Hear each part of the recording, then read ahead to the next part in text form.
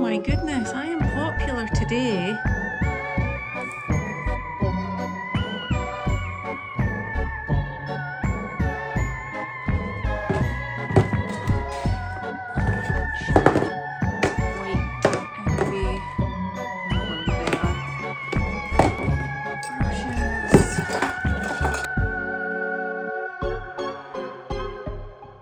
Alright, so I thought I would maybe try something a little bit different today. Something that's not journaling, but a project that has been on the back burner since last year. It is my Halloween cat bucket. Last year, these were like a viral thing at TK Maxx and I could not get my hands on one, so I decided that I was gonna papier mâché my own, and then I did not finish it. I got like a couple of coats of the papier mâché on, so it's decent enough, but my plan was to paint it and I had some inspiration for this, but now my mind has changed. So let me show you what I was planning. So I did a little sketch on my iPad. So this was the inspo, this sort of like 50s style Halloween cat. And I had like papier mâché the bow tie and some of the features, like the sort of whiskery bits and the ears to be like three-dimensional, and used like a balloon to form the main part of it. But now that I've come to paint it, I have changed my mind about the inspiration. I really love this sort of like Halloween-y kind of 50s style, but like many other people, I just watched K-pop Demon Hunters, and this blue tiger guy, I'm just obsessed with them. And I was just thinking about how much of like a similar shape both of them are. So I started doing some drawing and I figured that maybe I could do this like to this vibe. Maybe a little bit Halloween-y, but potentially like the tiger dude. And then I even thought as well, maybe I could like add a tongue in the little envelope. How cool would that be? I like added some details and did like a little sketch of my own with some whiskers. And I think that this could be quite cute. It still has that Halloween vibe, and this just feels like the perfect shape for this. So I'm gonna do some experimenting. I've got like Michael's stash of acrylic paints out of the cupboard. He has acrylic paints mixed in like all the colours of the rainbow. I was able just to go in and raid his stash, and I think I've got almost everything that I need. So I am gonna get started on this. I might sketch out some of the details with a pencil first, and then I'm just gonna try and paint as I go. So we'll see how accurate I get it. I'm gonna put my iPad off to the side so I've got it as a reference, and we'll see what this turns out like. I'm not really sure what it is gonna end up looking like. We will see. It is amazing how handy old tape rolls are. It's like little props. That's perfect. Kind of perfect. Is it perfect? Is it actually rubbish? No, maybe I'm gonna have to come up with another solution for this. Maybe I'll just hold it. I am probably not gonna do much talking through this, so I'll pop some music on and you can just enjoy some time of me painting my K-pop Demon Hunters Tiger Halloween bucket.